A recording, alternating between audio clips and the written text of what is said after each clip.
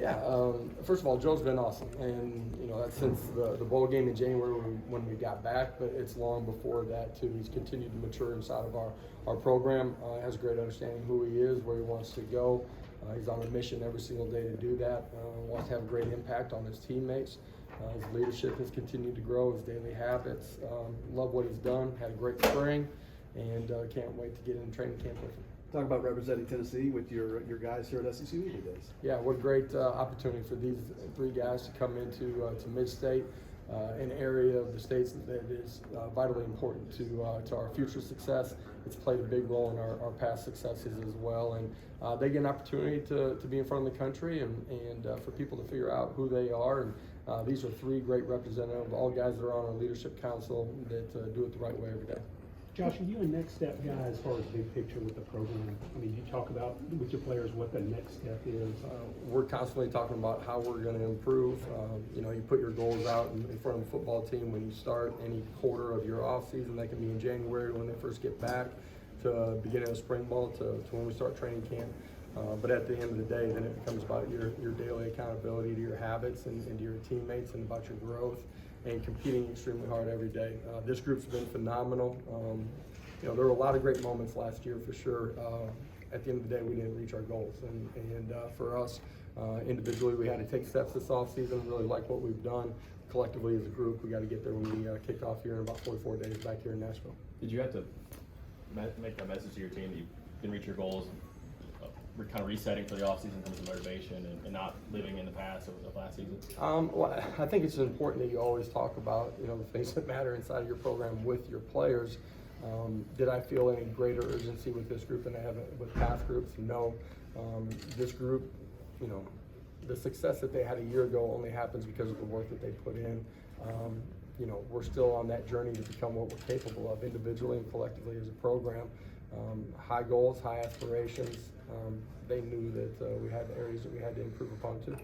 For you personally, Coach, how do you make sure that you help lead this team and take that next step as a head coach? Well, it's about constant growth for me too.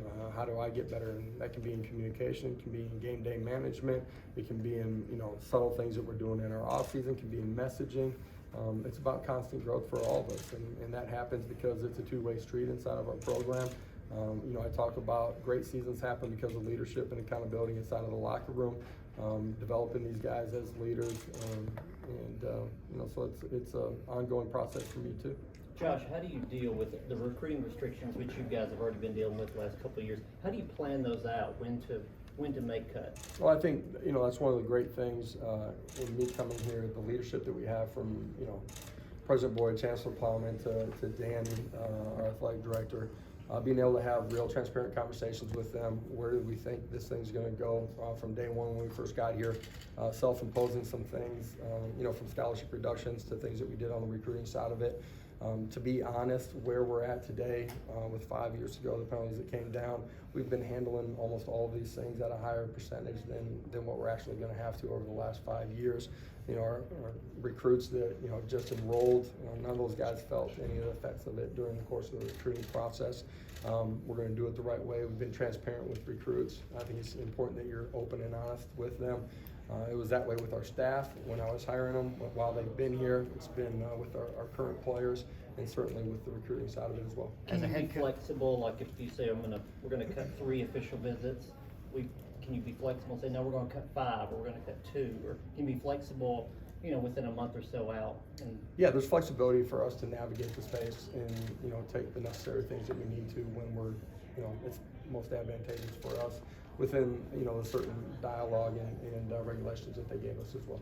As a head coach and a recruiter, how much of a relief was it to you when there was no postseason ban tagged on this sanction? Yeah, because of our administration found out about it, reported it, did an investigation, welcomed the NCAA coming in, follow up on their own investigation, been transparent and had great dialogue with them from the very beginning. I felt great that we were going to land where the administration thought we were going to land. But I find out the night before that it's coming out.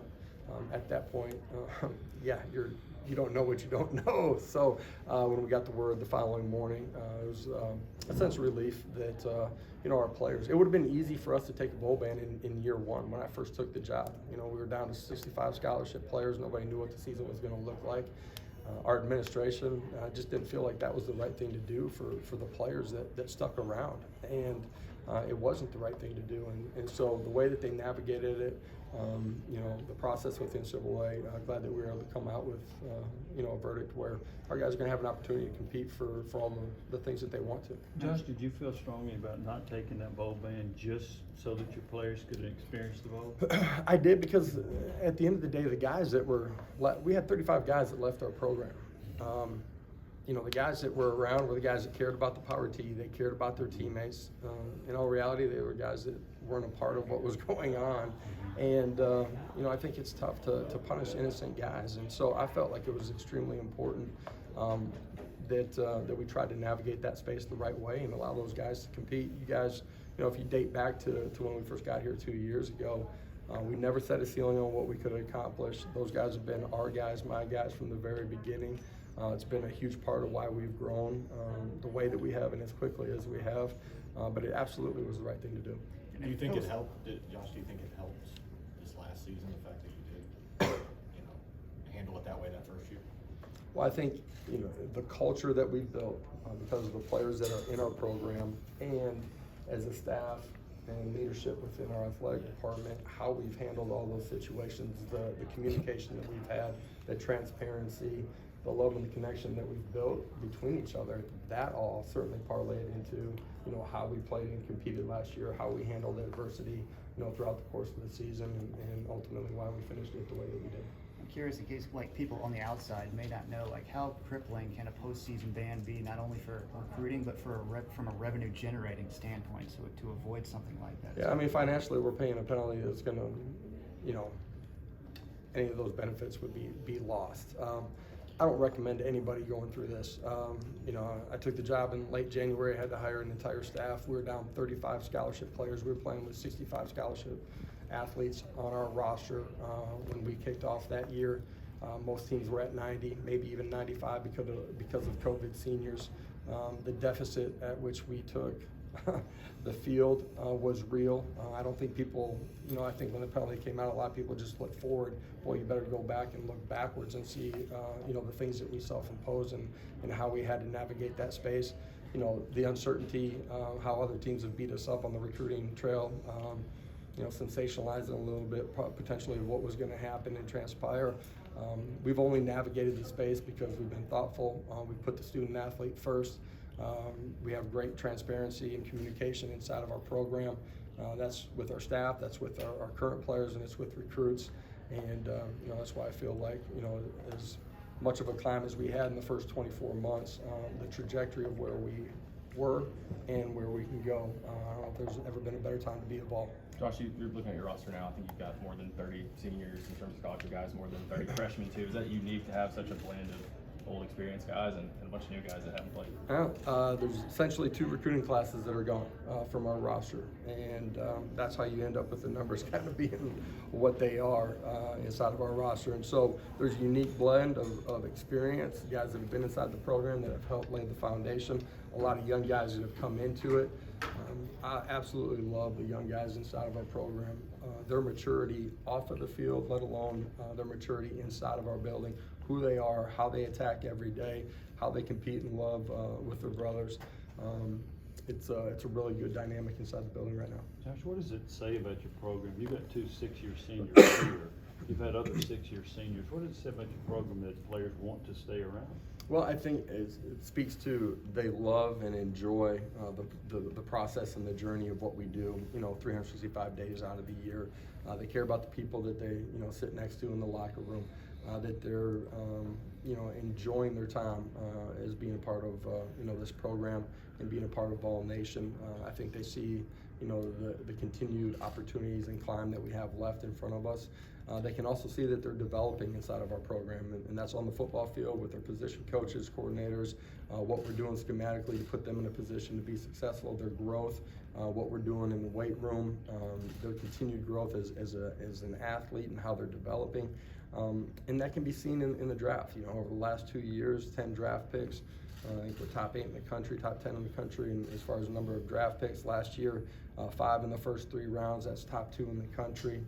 There's a lot of positive things going on as far as the development and enjoyment inside of our program for our players. Speaking of growth, Jacob Warren, back for his 5th year. How have you seen him grow in the tight end room as a leader? Yeah, +1 on that too, I think, on the years. Jacob's been a fantastic leader inside of our program from the moment that I've gotten there. Really mature, cares about the people around him, very thoughtful in how he wants to improve, has a great plan, and works that plan every single day. His maturity, his leadership has been instrumental in what we've done. That's in the past, and it's certainly been felt since we got back in January. Josh, going back to that first season, was it tempting at the time to try to adjust the way you wanted to play, given the depth, especially on defense, you know, in terms of going so fast offensively, running so many plays? Or why was it important to you not to do that, I guess is the question. Yeah, you know, the tempo at times can, you know, I think if you look at, you know, number of series that we had to actually defend last year, we were like 38th in the country as far as, you know, most defended series. We want to have a balance to what we're doing. The tempo is a way to apply pressure to that. I think when you take over a program, it's important that you get started on your journey of how you want to play. Subtly, every year we're going to be different, all 3 phases of the game, and you know, try to put our kids in the best position. That's through scheme. Part of our scheme can be tempo on offense, but you know what we're doing defensively. Certainly in the transfer portal, we were hit hard.